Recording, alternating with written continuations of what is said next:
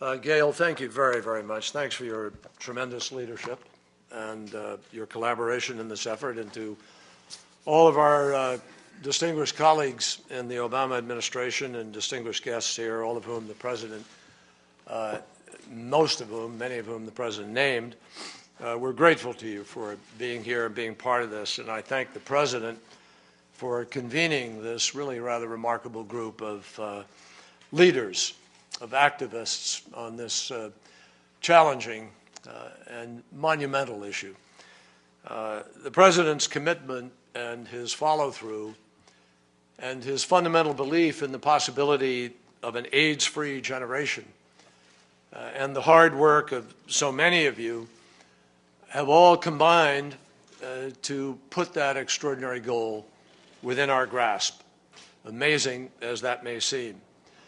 I want to thank my colleague, Secretary Kathleen Sebelius, for her tremendous leadership at HHS, and Raj Shah, who is our distinguished leader of AID, who's on the front lines helping to make sure that this actually gets implemented, and all of you who have been so critical to being able to bring us to where we are. I might remark that the HIV is really the work within HHS on HIV has really set the gold standard for the world, and we can be very, very proud of it. I'm also glad that Deborah von Zingernagel and Julia Martin and John Monahan from the State Department are all here. They are leading our efforts to implement the President's blueprint and writing a brand new chapter in the President's fight against AIDS. I also want to say a special thank you to Bill Gates. Bill and I we share a deep commitment to trying to improve the lives of others. He's giving away billions of dollars, and I'm giving shorter speeches than I used to. It's about the match. There are so many really remarkable AIDS warriors assembled here. Scientists and public servants, researchers and advocates, Republicans and Democrats, all of whom have put ideology and partisanship, party, even nation state aside in the interest to try to embrace a much larger and more important vision, a more global vision, a universal vision. And by reaching across disciplines and across different faiths, and by reaching across the aisle and across the world simultaneously, everybody here has really helped to tap into what we like to think are the deepest values of our country, but happily are shared by so many other countries and so many other people around the world. One thing that has stood out on this issue from my point of view, I sat where Barbara Lee, she's in the House, I was in the Senate, but we were in the same endeavor. And I'll tell you, whether it was Barbara Lee and Senator Bill Frist, or whether it was Jesse Helms and myself, improbable Jesse Helms, who came to that table and helped us pass this unanimously in the United States Senate, no matter how deep the political differences were, we all managed to be able to find a way for this issue to unite us.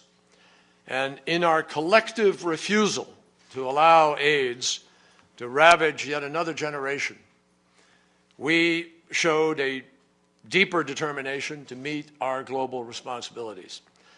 That's really what's happening here. This is not a small deal. I want to compliment Congress, Barbara, for continuing the tradition and passing the PEPFAR Stewardship and Oversight Act, which the President just talked about looking forward to signing. When you really consider how we bridge those differences and the distance that we have traveled in this journey is even that much more remarkable.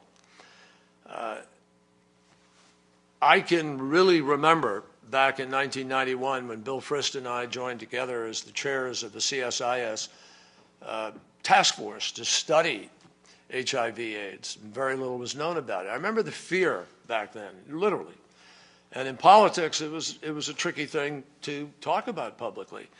As recently as 10 years ago, AIDS was a death sentence for many.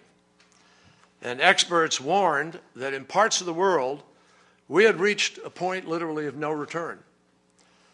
But what I remember most, and what I've been privileged to be part of every step of the way, is how everybody came together to push back against that pessimism. When the leaders in this room and in entire communities, entire countries, which were ravaged by AIDS, when you looked out and saw this challenge, you didn't see someone else's crisis. You saw our shared humanity and our shared responsibility. Now, with this World AIDS Day yesterday and this convening here today and with the conference that will take place tonight and tomorrow, we are really renewing that commitment. And it's appropriate, obviously, even as we do so, to think about all those who've been lost in this battle, who were too late, where we were too late in order to save them. And we remember a lot of friends. I can remember many members, supporters of mine and others in political life in the gay community, who were going to funeral after funeral after funeral. And there was a massive pessimism within the community and a sense that this was overwhelming and that there was no way we could win this. Well, it is clear that we are now turning a very important corner, but it is not one. There is major challenge ahead, and it will require major continued commitment in order to complete the task and live up to the memory that we want to honor of all those for whom it was too late. In sub-Saharan Africa, new HIV infections are down by nearly 40% since 2001. AIDS-related mortality has declined by nearly 1/3 since its peak in 2005. And globally, new infections among children have been cut in half in a decade. And access to life-saving HIV treatment has increased close to 40-fold. I'm pleased to note that we have achieved much of this because President Obama was determined to set a higher standard. And he sort of glossed over it in his own comments. But that was a very significant commitment.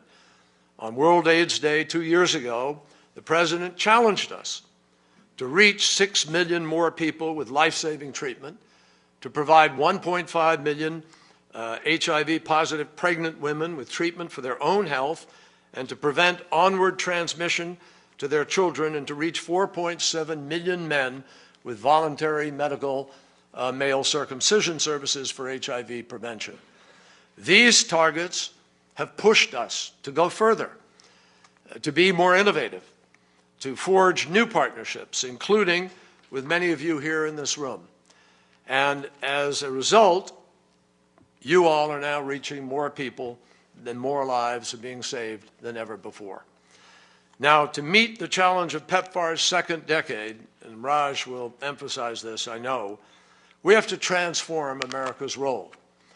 And we need no clearer example of the transformation that we need to realize than South Africa, Rwanda, and Namibia, which all you have to do is look at the work that they're doing with the country health partnerships. These countries provide a model for how PEPFAR is transitioning from providing direct aid to delivering support for locally run and self-sustaining efforts. This is a vital transformation. And greater commitments from our partners in the Global Fund should give greater confidence to this initiative.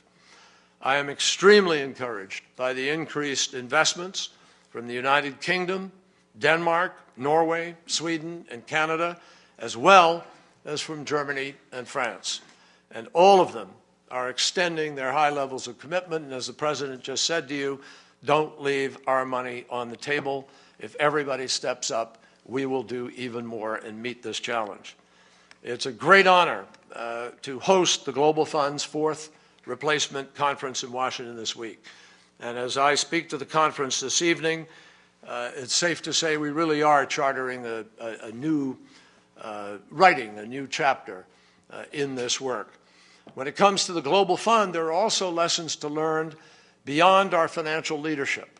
To wit, the way that we have leveraged our commitments inspires greater contributions from other nations. And we have shown, I think, therein strategic leadership. I might add, I think it's fair to say that that engagement, which the President touched on, is frankly inspiring a truly global effort, and we're proud that it is doing so. As we continue to confront the global challenge of AIDS, we are literally in a position to build on a great American legacy. We are, as you all know, proudly the nation that defeated the Axis powers and then turned around and invested billions of dollars in their recovery. And that has made all the difference to a powerhouse like Germany and an ally like Japan and to Europe itself. We are the nation that faced down the Soviet Union with the force of our ideals and our alliances and without resorting to the force of arms.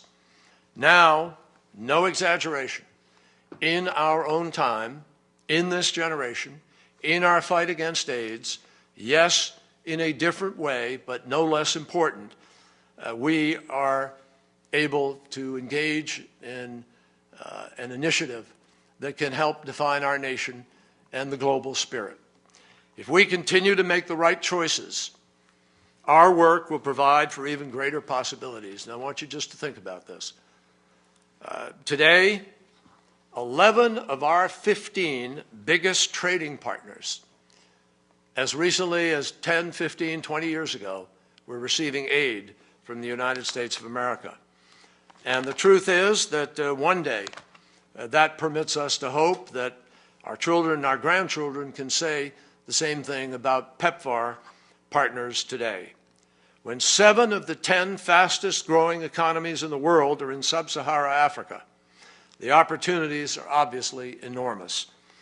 And rather than view our relationship with Africa as defined by the obstacles that we face, we literally are now able to define it by the opportunities that we can seize together. So in every generation, Americans are called on to do exceptional things against seemingly insurmountable odds. We know that working to achieve an AIDS-free generation will continue to pose an incredible test. But with our continued commitment, I am certain that we can all look forward not only to passing that test, but to working with each other and providing a new definition of the character of our nation and the character of our global spirit. Thank you.